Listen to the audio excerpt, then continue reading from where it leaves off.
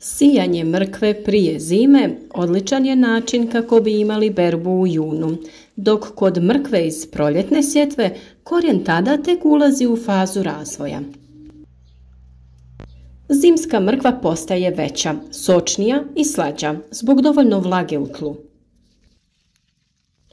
U ovom videu ćemo govoriti zašto je dobro posaditi mrkvu u jesen, kako pripremiti tlo i brinuti se za usjev u proljeće, te koju vrstu mrkve odabrati. Za još korisnih savjeta o vrtlarstvu družite se s nama svaki dan uz novi video i neka vaš vrt bude prepun zdravih biljaka. Zapratite kanal i kliknite na znak zvonca kako bi dobivali obavijesti da ne propustite nijedan koristan savjet.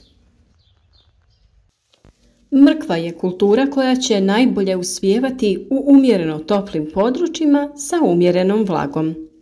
Pritom je vrlo dobro to što je dosta otporna na niže temperature. To nam pruža mogućnost dosta ranog uzgoja, odnosno odabira jesenskog roka sjetve, to jest septembar ili oktobar, te zimskog roka sjetve u decembru, januaru ili februaru. Iako sjeme može proklijati na 3 do 4 stepena Celzijusa, ipak treba računati da to nije optimalna temperatura. Naime, optimalna temperatura za rast i razvoj mrkve je oko 15 do 20 stepeni Celzijusa. Uz to možemo napomenuti da mlade te niknule biljke mogu kratko izdržati nalet mraza i temperature od -4 stepena Celzijusa. Ipak, ne računajte na to kao na normalne uzgojne uslove. No postoje određene prednosti sjetve mrkve zimi. Neke od njih su rana berba, korijeni mrkve postaju veći, sadrže više šećera i vode zbog opskrbe vlagom. Prilikom berbe u junu oslobađa se prostor za sjetvu brzorastućih kultura poput zelenila, salate, repe, kupusa i mahunarki. Ako želite posijati mrkvu u zimskom roku, to možete učiniti u niske i poluvisoke tople tunele. Plastenici i staklenici nisu baš prikladni, zato što mrkva ima relativno dugu vegetaciju, pa bi predugo zauzimala prostor, a ne bi se toliko financijski isplatila.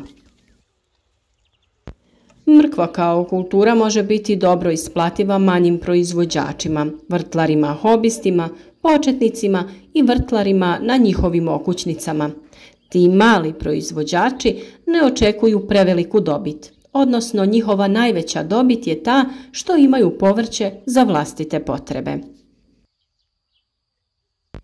Mrkva se vrlo dobro čuva u trapovima, no puno je bolja i sočnija svježa. Zato je mrkvu svakako dobro sijati u male plastične tunele ili topla klijališta. Mala klijališta možete kupiti u specijaliziranim trgovinama, ali i u većim marketima. Kao kultura, mrkva na većim površinama treba više pažnje i planskog uzgoja, ali i za manje vrtove ne treba zanemariti neke temeljne čimbenike.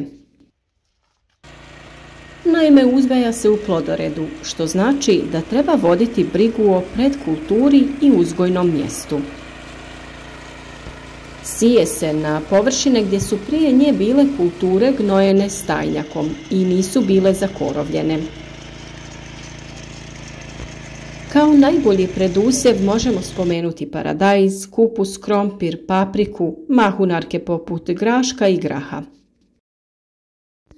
Ako se mrkva sije kao kasni usjev, često će biti postrna kultura iza ranog krompira ili graška. Kao prethodni usjev, mrkva će biti dobra za sve druge kulture. Sastav i količina primijenjenih gnojiva ovisi o hranjivoj vrijednosti tla. Uz nedostatak fosfora mrkva raste u krivulji, a sa viškom dušika korijenski usjevi snažno se granaju i razvijaju veliku zelenu masu. Ona također reagira na svježe stajsko gnojivo sa ružnim, granatim i neukusnim korijenom. A važno je i znati da je najpovoljnije razdoblje za gornju obradu nakon berbe ili tokom jesenjeg oranja. Ono što je vrlo važno znati, nakon dodavanja svježeg stajnjaka u tlo, mrkva se smije sijeti tek nakon 1,5 do 2 godine. Normalizacija prehrambene vrijednosti, poboljšanje strukture i labavost tla osnovni su zadaci vrtlara. Tlo bi trebalo biti hranjivo sa neutralnim pH između 6,5 i 7. Za detoksikaciju kiselog tla koristi se pepeo, vapno ili dolomitno brašno u količini od 400 do 500 grama po 1 kvadratnom metru. Za uzgoj mrkve u zaštićenom prostoru odaberite rane sorte. Mrkva amsterdamska rano će razviti lijepe narančasto-crvene korijene srednje veličine ako ju uzgajate u toplim tunelima.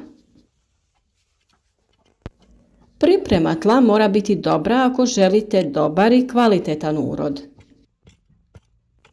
Korijenasto povrće voli rahlu zemlju kako bi korijeni bili lijepi i ravni, pa zato i za mrkvu treba pripremiti rahlu gredicu. Dodajte treset, a dobar je i pijesak. Uz to možete dodati od 1 do 2 kg zrelog stajnjaka na 1 četvorni metar. Za biljke veliku razliku čini svježi i zreli, to jest odstajali stajnjak.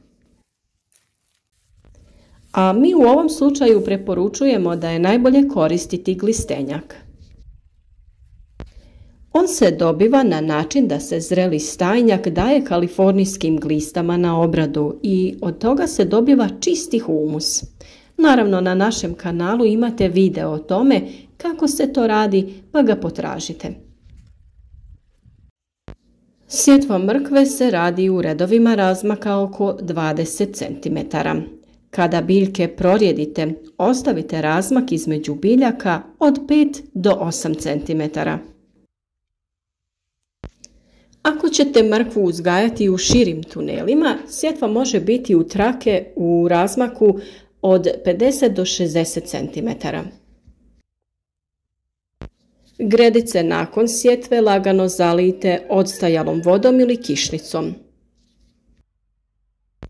Ako je temperatura u tunelu između 18 i 20 stepeni Celzijusa, mrkva bi mogla niknuti za nekih 15 do 20 dana, a na nižim temperaturama nicanje je razmjerno sporije.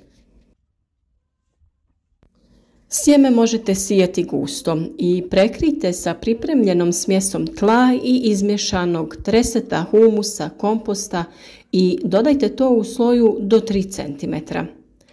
Ako se zimi pokaže malo snijega i mraza, kreveti se prekrivaju smrekom ili borovim iglicama, velikim granama, suhim lišćem, piljevinom ili slamom. Na našem kanalu smo mnogo puta govorili o malčiranju, kako se to radi i koje materijale je najbolje koristiti. O tome također imate poseban video, pa možete da ga pogledate. Nakon sjetve mrkve prije zime, vrtlari trebaju malo odahnuti i pričekati dolazak proljeća. Od trenutka kada se snijeg topi, započinje ono najzanimljivije, a to je briga o zasadima. Prvi korak je naravno uklanjanje malča sa kreveta ili gredice. Kako bi se ubrzao nastanak sadnica, možete postaviti niske lukove preko gredica i fiksirati foliju ili netkani materijal. Nakon što se utvrdi stabilna prosječna dnevna temperatura od oko 15 stepeni Celzijusa ili više, skloništa se tada uklanjaju. Prvo zalijevanje obavlja se nakon što se gornji sloj tla osuši, a sa prvim izbojcima započinjete i redovito okopavanje. Važno je spriječiti i pojavu pokorice koja narušava prozračivanje podzemnog dijela biljke. Korov se kupi kako raste, a na početku vegetacijske sezone tlo se obogaćuje dušikom, fosforom i kalijem. Za prevenciju mrkvine muhe, pored mrkve se sije luk, neven, peršin i češnjak. O temi dobrih susjeda smo već dosta govorili, pa se nadamo da vam nije promaknuo ni taj video savjet. Naime, jaki biljni mirisi odbijaju insekte i zato je dobro ove biljke saditi pored mrkve. Najefikasniji način sprječavanja širenja tih štetočina je oblaganje kreveta ili gredice lutrasilom ili agrilom. Gusta netkana tkanina sprječava da muhe uđu u zemlju gdje polažu jaja. Berba nakon zimske sjetve obavlja se krajem juna, početkom jula. Mrkva zasijana u proljeće tada tek dozrijeva. Ukoliko ste imali nedoumica o zimskom uzgoju mrkve, nadamo se da smo vam pomogli sa ovim videom.